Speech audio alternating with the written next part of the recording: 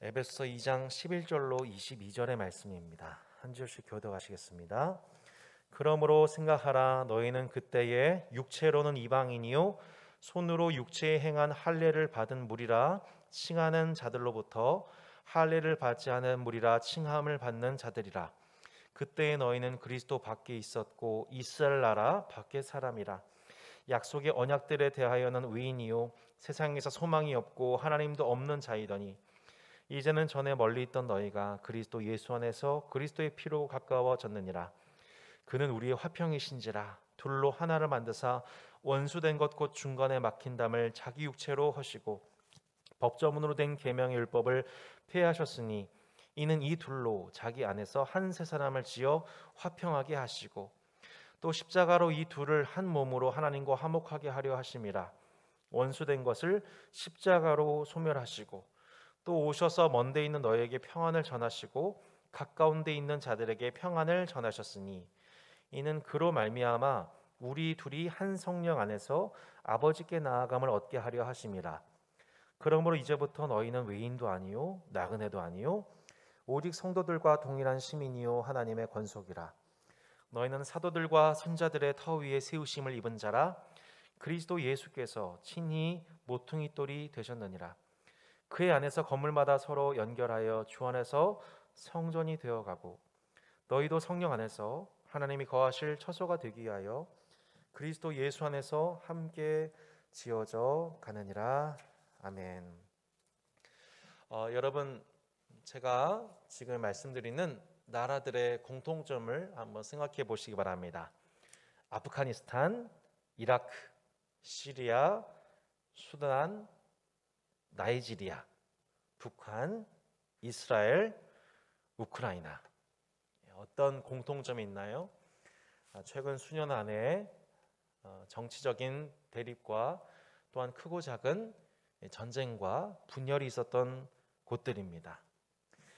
2021년도 우리 이번 유로 2020 대회가 있었었지요. 이탈리아와 잉글랜드의 축구 대결이 있었습니다. 승부차기 끝에 이제 이탈리아가 승리를 했었을 때 영국에 있는 시민들이 중에 일부가 광분하여서 그 패배의 분노를 이기지 못하고 안타깝게도 그 스타디움 근처에서 아시아인들에 대한 폭행을 저지른 것을 저희가 보았습니다. 도대체 함께 경기장에 있었던 사람들 중에 아시안이 무슨 죄가 있겠습니까? 단지 인종차별, 인종에 대한 혐오에 대한 감정을, 축구에 대한 분노를 그 인종에 대한 혐오 감정을 분출시키므로 자신의 마음을 다스리지 못했던 안타까운 일이 있었습니다. 현재 대한민국 사회는 안타깝게도 모든 사람이 모든 사람에 대해서 혐오하는 그런 시대라고 명명이 될 정도로 혐오가 일상화된 시대를 살아가고 있습니다. 우리 안타깝게도 이 남성 혐오, 여성 혐오라고 하는 이 성의 이 다른 성을 가진 이에 대한 또 차별, 또 지역에 따른 차별, 또 출신에 대한 어떤 혐오한 감정, 또 이 정치적 입장에 따른 서로에 대해서 혐오하는 감정, 또 심지어는 몸이 연약한 장애를 가지신 분들이나 혹은 타 지역에서 온 이주민들에 대한 그런 혐오하는 감정, 이렇듯 나 자신과 다른 누군가에 대해서 그 다름을, 다양성을 존중하기보다는 나와 다르다는 이유로 틀린 것으로 보는 그 편견, 작은 편견들이 모아져서 그것이 집단화되고 그것이 언어화되고 문화화되고 심지어 정치화되고 구조화되어서 폭력과 살인으로 나아가게 되는 안타까운 일들이 이 사회 곳곳에서 그런 씨앗과 그런 열매들을 국내외에서 지금도 심심치 않게 매일 저희가 뉴스를 통해서 확인하게 되는 안타까운 죄악 세상을 저희가 경험하고 있습니다. 오늘 그런 가운데서 에베소 오늘 본문, 그는 우리의 평화이신지라 라는 본문을 우리가 대하게 됩니다. 여러분, 오늘 이 에베소 2장 11절로 22절 말씀에 주 청자가 누구일까요? 오늘 본문에 보면 이 그러므로 생각하라 11절에 시작하죠. 그러므로 생각하라 너희는 12절에 그때에 너희는 13절에 이제는 전에 멀리 있던 너희가 이렇게 11절로 13절까지 그리고 다시 19절부터 보십시오. 그러므로 이제부터 너희는 또 20절은 너희는 22절도 너희도 이런 식으로 너희라는 표현을 쓰고 있고요. 반면에 14절로 우리 18절에 보면은 어떤 표현이 등장합니까? 그는 우리의 화평이신지라. 우리의라는 표현이 등장하죠. 예. 또 18절에 보면 이는 그로 말미암아 우리 둘이라고. 우리 둘이라는 표현을 것을 보아서 이 우리 안에는 너희, 그러니까 여기서 말하는 너희는 누구냐면 결론적으로 이 헬라권 이방인들이라고 볼 수가 있습니다. 이 에베소 교회 안에는 유대인 출신으로서 예수님 믿은 성도들이 있었고 또한 이 헬라파 이방인 출신으로서 성도된 자들도 있었죠. 여기서 말하는 너희는 바로 누굽니까? 할례 받지 못한 자들, 할례를 육체의 할례를 받은 무리라 칭하는 자들로부터 곧 유대인들로부터 할례를 받지 않은 무리라 칭함받던 자들이었습니다. 이들은 어떤 사람들이었습니까? 그리스도 밖에 있던 자였습니다. 이스라엘 나라 밖의 사람이었습니다. 약속의 언약을 받은 아브라함과 자손들 곧 이스라엘 민족과는 관련이 없던 외인이요 세상에서도 소망이 없고 하나님도 없는 자가 바로 이방인들이었습니다. 이방인 출신으로서 그리스도인 된 자들을 향하여 너희는 이런 은총을 받은 자다. 너희가 전에 멀리 있던 너희가 그리스도 예수 안에서 그리스도의 피로 하나님과 가까워졌다라고 지금 사도 바울이 얘기를 하고 있습니다. 오늘 사도 바울이 너희라고 하는 단어를 통해서 당시 이방인 출신 그리스도인들인 이 헬라파 출신 이방인 출신 그리스도인들에게 굳이 이렇게 얘기하는 그 이유가 무엇일까요? 몇 가지 좀 배경이 있습니다. 여러분, 이 유대인 출신 그리스도인들에게 있어서는 어떤 자랑이 있었냐면은 여전히 자기가 예수님 믿지만 자기가 예수님 믿게 된 것이 결국에는 우리가 하나님의 선택받은 민족이고 육체의 할례를 받은 그 증거가 있으니 그래서 우리가 예수님 믿게 된 것이다라고 하는 여전히 자신의 전통과 육체를 자랑하는 유대인들의 착오가 있었습니다. 착각이 있었습니다. 사도 바울은 이러한 여전히 자신의 할례와 전통을 강조하는 저들과 평생을 대적을 했는데 결국에는 우리는 육체로가 아니라 우리가 할례를 통해서가 아니라 오직 예수 그리스도를 믿음으로 말미암아 구원을 얻는다고 하는 이 복음을 변증하는 것이 거의 사도 바울의 인생의 신학의 거의 대부분이었습니다. 그 결과 어떻게 우리가 이제 공식적으로 해결이 되냐면 교회 공식적으로 그렇다.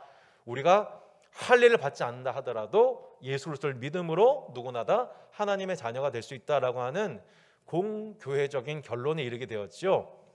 그 결론이 나타나자 거꾸로 이방인 출신 그리스도인들이 오히려 유대인 출신 그리스도인들 곧 할례를 받은 자들에 대해서 조롱하는 이들이 생기게 되었습니다. 우리는 오히려 할례를 받지 않은 것을 자랑하게 되었습니다. 그래서 이 에베소 교회 안에 유대인 출신 그리스도인들 곧 할례 받은 자들 또 할례 받지 않은 이방인 출신 그리스도인 사이에 묘한 갈등과 신학적 긴장이 흐르고 있었던 것이죠. 그 상황 속에서 그러니까 유대인 출신 그리스도인들도 자신의 할례를 자랑하는 육체를 자랑하는 교만함이 있었고 이방인 출신 그리스도인들은 오히려 할례 받지 않은 것을 자랑하고 있는 할례 받는 유대인들에 대해서 교만해지는 그런 이상한 갈등이 나타나는 것입니다. 여러분, 인간이 죄인이라는 것이 바로 여기 보면 알지 않습니까? 누구는 할례 받은 것을 통해서 우월함을 느끼려고 하고 누구는 할례 받지 않은 것을 통해서 우월함을 느끼려고 하는 것, 이게 죄악된 자기 중심적 본성 가진 인간의 모습이라는 것입니다.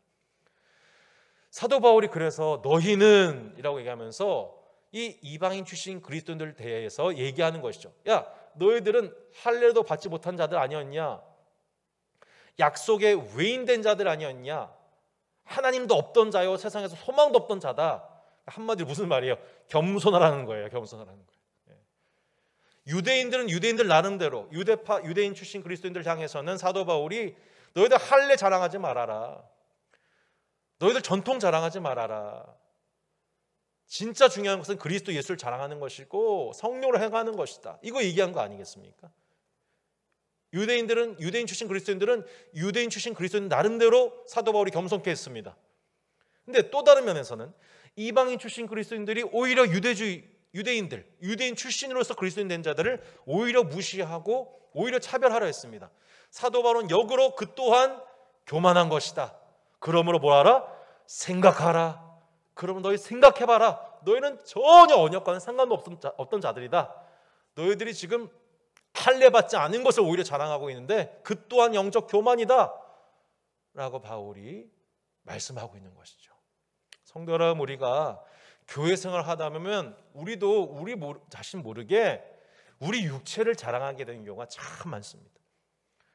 어떤 이는 나는 어렸을 때부터 모태신앙이다. 나는 지금까지 이렇게 봉사하였다. 난 이런 기도응답을 받았다 라고 하는 하나님을 자랑하는 것이 아닌 자신을 드러내는 것을 자랑하는 사람들이 있을 수가 있다는 겁니다. 거꾸로 뒤늦게 예수님 믿은 사람으로서 인격적으로 주님을 뜨겁게 주님 만나신 분들은 또 거꾸로 나는 모태신앙과 같지 않고 나는 정말 주님과 특별한 경험을 경험한 사람이다 라는 것을 또 역으로 자랑하면서 모태신앙인들을 오히려 또 무시할 수 있는 그런 영적인 교만함의 뿌리가 우리에겐 누구나 다 있습니다. 우리 내면 깊은 곳에 영적인 교만, 자기 의의 뿌리가 누구에게나 있는 것이죠. 사랑하는 성도 여러분, 오늘 이 말씀을 통해서 우리가 다시 한번 생각해 보기를 원합니다. 여러분, 아브라함도 유대인 출신이었지만 아브라함도 이방인 출신이었습니다. 아브라함도 갈대아 우르에서 우상신을 만들던 데라의 아들로서 그 또한 이방신을 섬기던 자였습니다. 아브라함도 자랑할 것이 없는 거죠.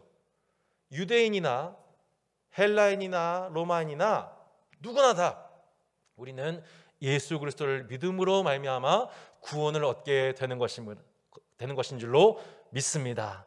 그러므로 우리가 그 은혜의 영광을 오직 하나님께만 돌려드리는 것이죠. 우리 육체를 자랑하는 모든 교만함을 내버릴 수 있는 은혜가 있기를 소망합니다. 사도 바울이 얘기합니다. 그러므로 생각하라. 너희가 그리스도 예수 밖에 있었을 때의 너의 실존이 어땠는지 생각해 보라는 거예요. 얼마나 비참했는지, 얼마나 소망이 없었는지를 기억하라는 거예요.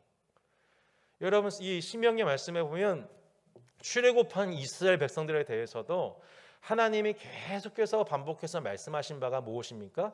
너희 기억해야 된다. Remember. 다시 그 은혜를 세워봐야 돼. 여러분, 어떤 것을 기억하라고 했는지 한번 보실까요? 신명기 5장 우리 15절 말씀에 이런 참고 구절이 나옵니다. 신명기 5장 15절입니다. 너는 기억하라. 내가 애굽 땅에서 종이 되었더니 내 하나님 여호와가 강한 손과 편팔로 거기서 너를 인도하여 내었나니 그러므로 내 하나님 여호와가 내게 명령하여 안식을 지키라 하느니라. 아멘. 뭐라고 나와 있습니까? 기억하라. 신명기 15장 15절에 이렇게 나와 있습니다. 너는 애굽 땅에서 종 되었던 것과 내 하나님 여호와께서 너를 속량하셨음을 기억하라. 신명기에서 계속 반복되는 말씀이 뭐예요? 기억하라예요. 첫 번째, 너가 애굽에서 종 되었던 것 기억해라. 두 번째, 하나님이 너를 속량하신 것, 곧 갑집을 해서 노예였던 너를 자녀 삼으신, 속량하신 것을 기억해라. 이 두 가지 은혜를 늘 기억하라고 말씀하고 있는 것입니다.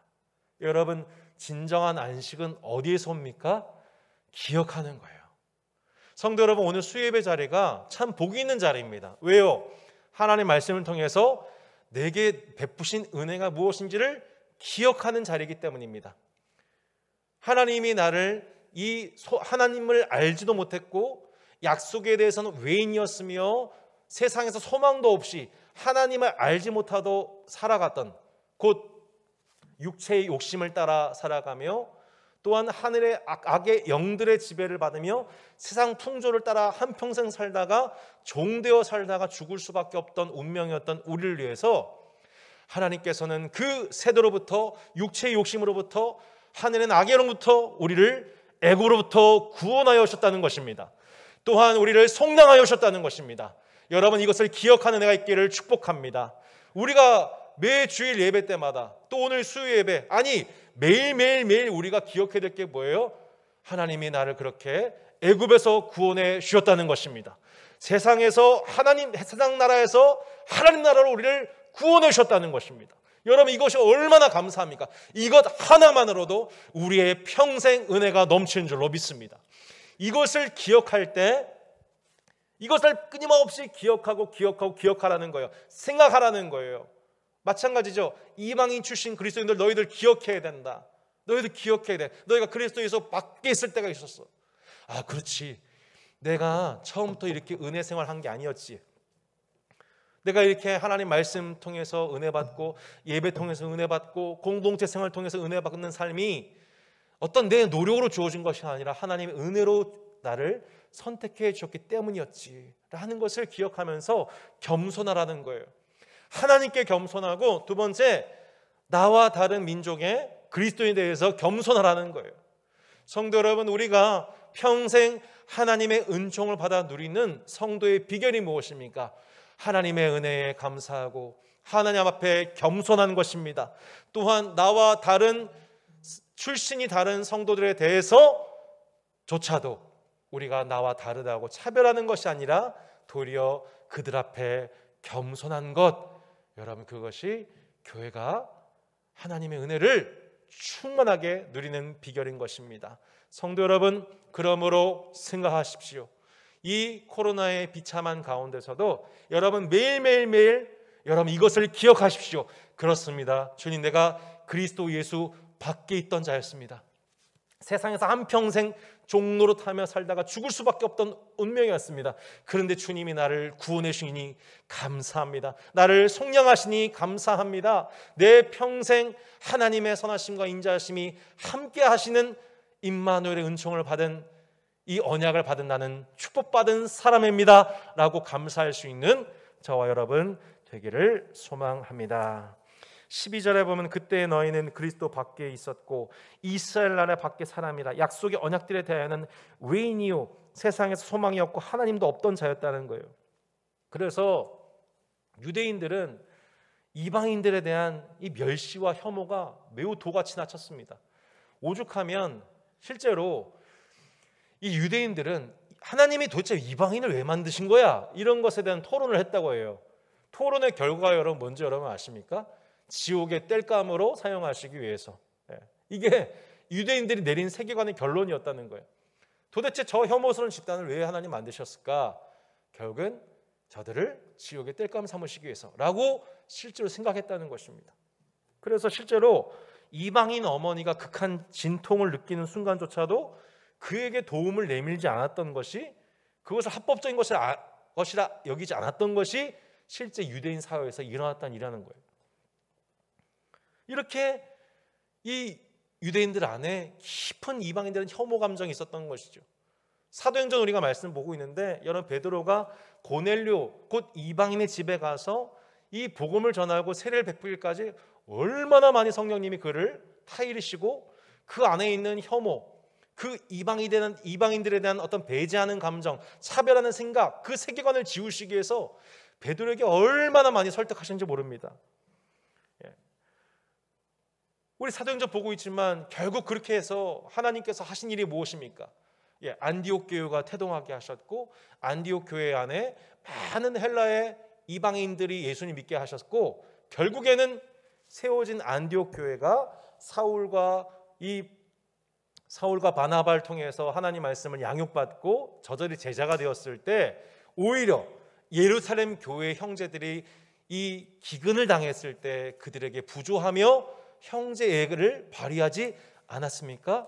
마찬가지로 오늘 이 말씀을 통해서 우리 가운데 교훈하는 바가 바로 그것입니다. 이렇게 출신에 상관없이, 나와 어떤 다름에 상관없이 모두 다 그리스도 예수 안에서 하나 되는 참된 연합의 비결이 무엇인가를 말씀하고 있습니다. 그 비결이 무엇입니까? 13절부터 말씀 보겠습니다. 이제는 전에 멀리 있던 너희가 그리스도 예수 안에서 그리스도의 피로 가까워졌느니라. 그는 우리의 화평이신지라. 둘로 하나를 만드사 원수된 것 곧 중간에 막힌 담을 자기 육체로 하시고 법점으로 된 계명의 율법을 폐하셨으니 이는 이들로 자기 안에서 한 세상을 지어 화평하게 하시고 또 십자가로 이들을 한 몸으로 하나님과 화목하게 하려 하심이라. 원수된 것을 십자가로 소멸하시고. 아멘. 계속해서 무엇을 말씀하고 있습니까? 그는 우리의 화평이신지라. 한 세 사람을 지어 화평하게 하셨다. 이 둘을 한 몸으로 하나님과 화목하게 하셨다. 이 둘 누굽니까? 유대인과 이방인들입니다. 이 둘을 그리스도의 피로 하나님과 화목하게 하셨다 라고 복음을 선언하고 있는 것입니다. 여기서 보면 예수님이 하신 사역 중에 매우 위대한 사역이 무엇입니까? 둘로 하나를 만드사 원수된 것 곧 중간에 막힌 담을 자기 육체로 허셨다고 말씀하고 있습니다. 여기서 막힌 담이 무엇이냐에 대해서 한 가지 생각해 볼 수 있는 것이 있습니다. 그것은 저희가 이 성전의 구조를 보면서 한번 생각해 볼 필요가 있습니다. 당시 유대인들의 환심을 얻기 위해서 만들었던 헤롯의 성전을 이렇게 살펴보면 그 성전 구조가 이 이미지 안에 담겨져 있습니다. PPT 이 영상으로 송출되는 그 이미지를 보시면 여러분 성전의 전체의 구조가 나와 있죠. 근데 그 성전 중에서 특별히 성소와 지성소, 제단 등을 포함하고 있는 전체 그 뜰이 있습니다. 이거를 히에론이라고 합니다. 이 건물 전체죠. 그 히에론에 해당되어지는 그 이 파란색 전체 건물 중에서 중앙에 있는 그 성전을 히에론이라고 합니다. 건물 전체를. 그 히에론 안에 뭐가 있냐면 첫 번째 제사장의 뜰이 있죠. 성소와 제일 먼저 성소와 지성소가 있죠. 그 다음에 그 성소와 지성소 밖에 바로 제사장이 거하는 제사장의 뜰이 있습니다. 그리고 그 밖에 이스라엘의 뜰이 있습니다. 그리고 여인의 뜰이 있죠. 그 안에 그것을 그러니까 이 성소와 제사장의 뜰, 이스라엘 뜰, 또 여인의 뜰을 포함하는 것을 이걸 히에론이라고 하는 건물 전체를 해당하는 단어를 사용합니다. 그리고 그 밖에 히에론 밖에 해당되는 뜰이 있습니다. 누구예요? 이방인의 뜰입니다. 이방인의 뜰. 그래서 이방인들은 이 히에론 안쪽에 해당되는 성전 안으로 들어갈 수가 없고 이 그들 위에 있는 그들을 가로막고 있는 약 1.5m 정도의 돌로 된 장벽 앞에서 성전을 그리워하되 성전 안에 들어갈 수 없는 것이 바로 차별받고 있던 것이 바로 이방인들이었던 것입니다. 그래서 실제로 그 성전 앞에 뭐라고 적혀 있냐면 이 장벽에 침입자는 처형된다. 그래서 이방인들 하여금 경각심을 갖도록 했던 것이죠. 이 막힌 담, 실제적으로 이방인의 뜰에 거하는 많은 사람들은 성전에 들어가서 하나님의 영광을 체험하지 못하고 그 막힌 담 밖에 서서 성전을 그리워할 수밖에 없었던 것이 이방인들의 실존이었다는 것입니다. 물론 여기서 말하는 이 막힌 돌이 막힌 담이 실제로 이 성전이냐, 이 성전에 막힌 담을 의미하는 것이냐, 뭐 그렇게 보지 않을 수도 있습니다. 좀 더 본질적인 것은 그 막힌 담이라고 하는 것은 아마도 유대인과 이방인들 마음속에 있는 마음의 그 미움, 분열, 적대감, 경멸하는 마음. 여러분 우리 안에도 그런 막힌 담들이 있지 않습니까? 제가 한번 얘기했었지만 그 일본, 우리에게 깊은 상처를 주었던 일본이나 혹은 동족이었던 우리 이 북한에 대한 우리 마음속에 참 씻겨지기 어려운 마음에 막힌 담들이 우리 안에 있지 않습니까? 그런 크고 작은 마음의 담들이 우리 안에 있습니다.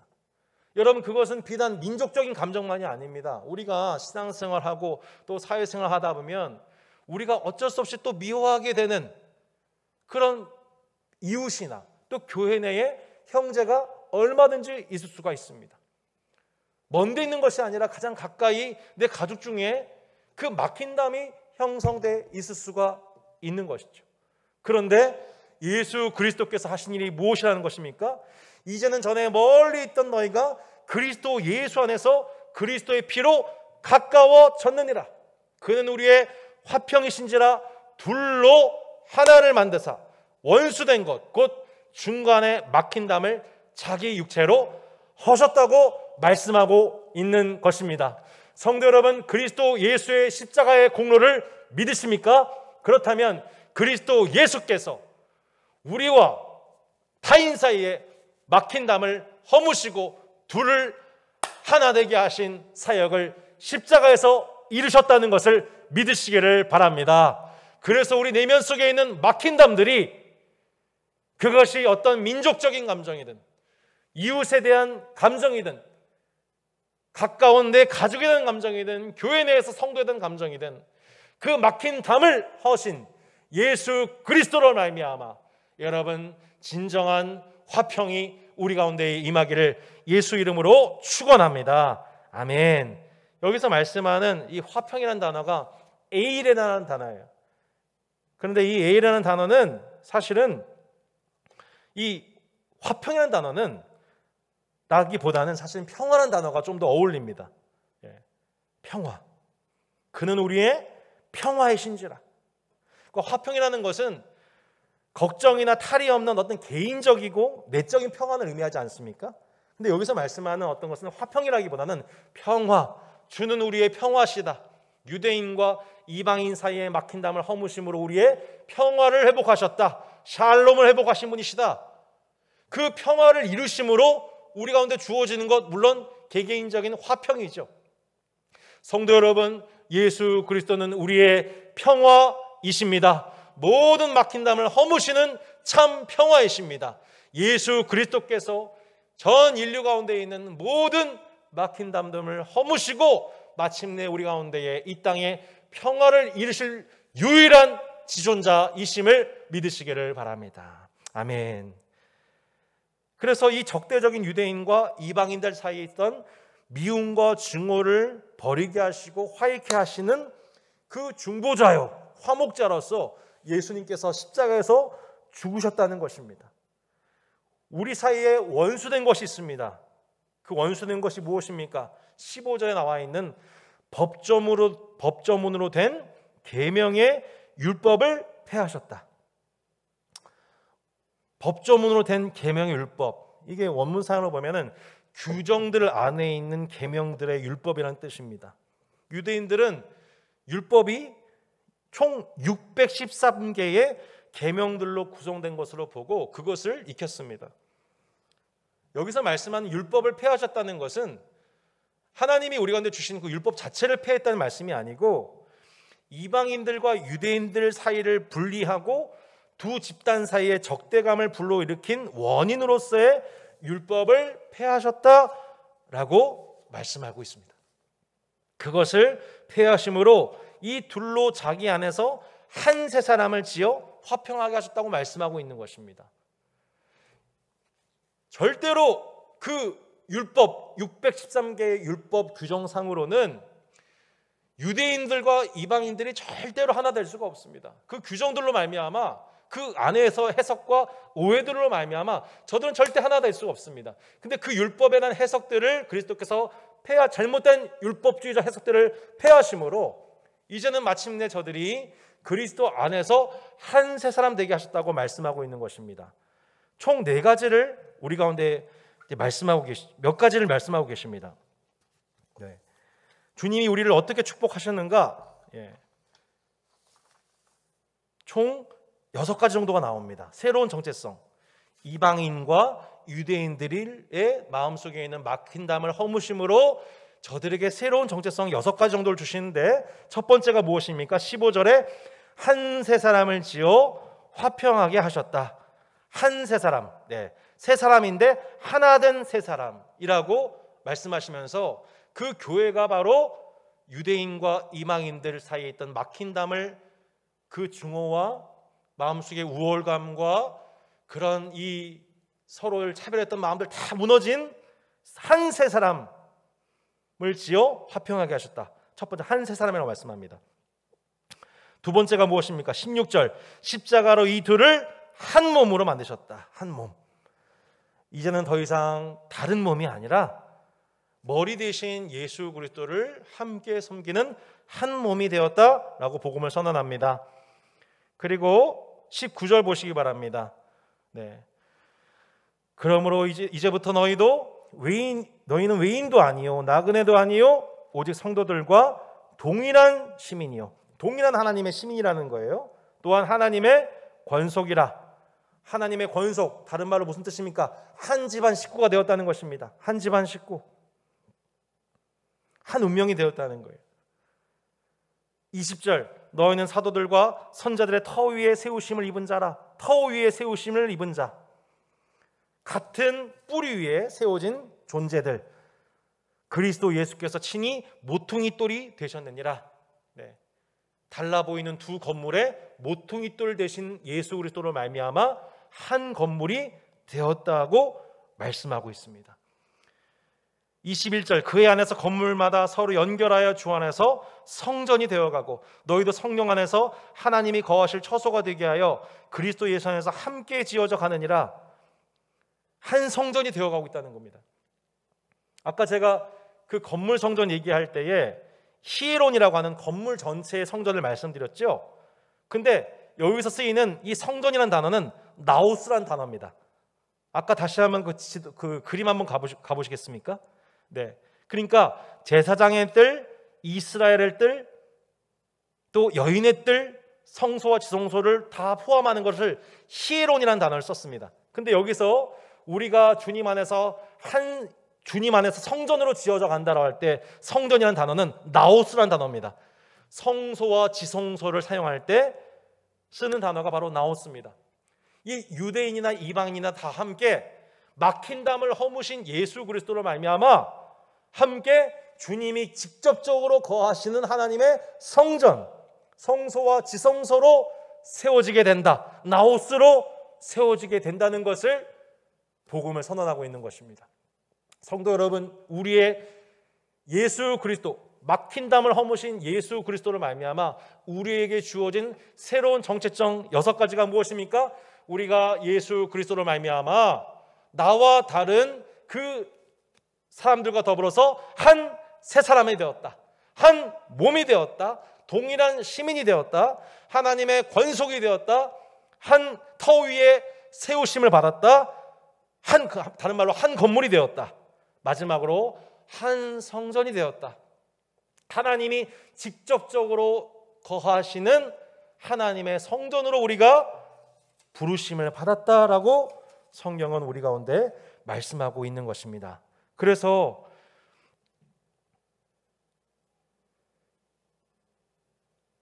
종말론적으로, 우리 현재적으로 우리가 이 하나님의 성전의 삶에 대해서 고린도전서 3장 16절 이렇게 말씀합니다.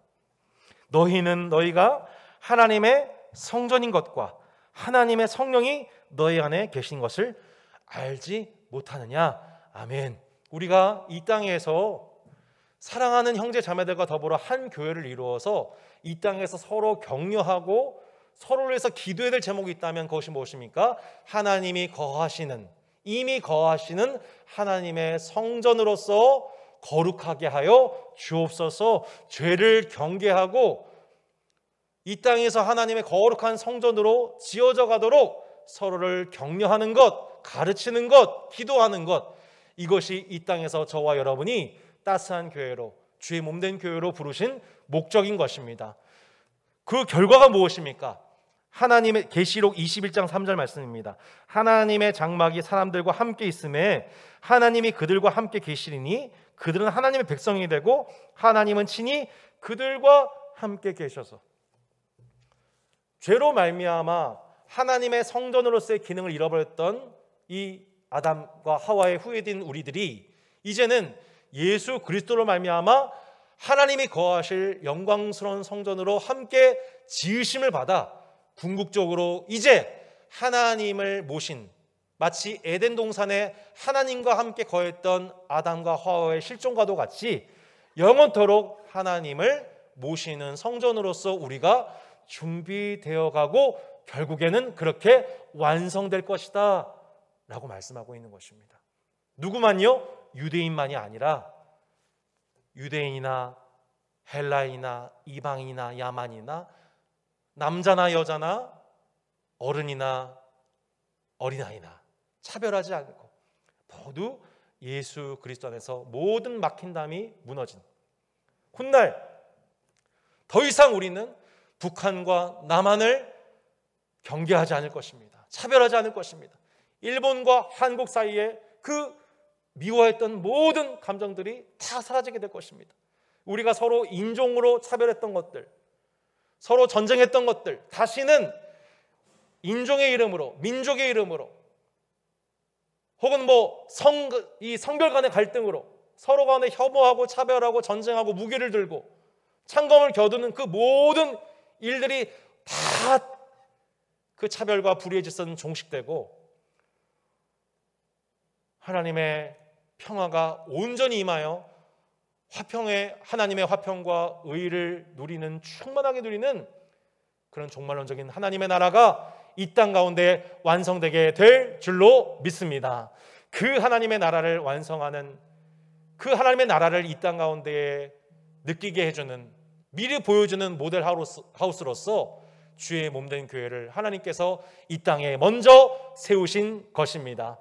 우리 함께 이 사회적 거리두기가 강화된 이 시점 가운데서도 주의 몸된 교회로서, 또한 성전으로서, 한 세상으로서 주님이 예비하신 많은 이방인들이 함께 한 성전으로 지으심을 받아가는 은혜가 있기를 소망합니다. 우리 마음속에 있는 막힌 담들이 주 예수 그리스도의 사역으로 말미암아 무너지게 하여 주시고, 하나님 은혜 가운데 사랑하는 이웃, 형제, 가족들과 더불어서 화목의 은혜를 누리게 하여 주옵소서. 성령의 하나 되게 하신 것을 힘써 지키는 은혜가 있게 하여 주옵소서. 함께 기도할 수 있는 이번 수요 예배가 되기를 소망합니다.